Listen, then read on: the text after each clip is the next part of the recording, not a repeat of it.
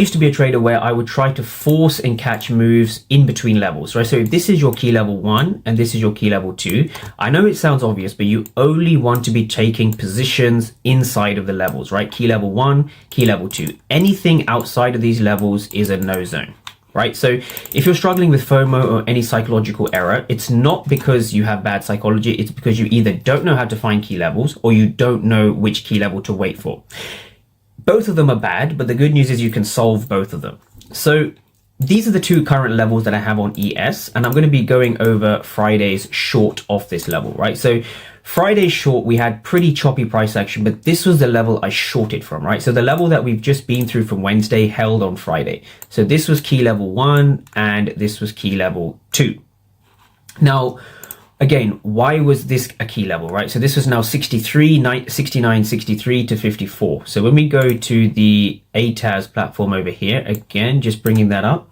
If we take a look at the order flow in detail, right, and we go to a 15-minute chart, this was a level that I had, right, all the way from December. So this was super choppy price action. Usually it's like that to start the year.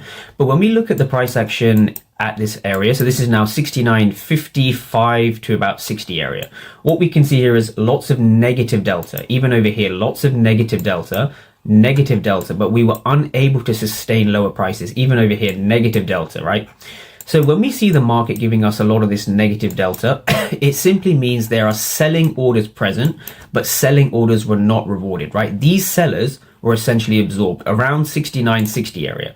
So if we go to a 15-minute chart, what we're seeing is this entire region was full of aggressive sellers, right? This entire region here.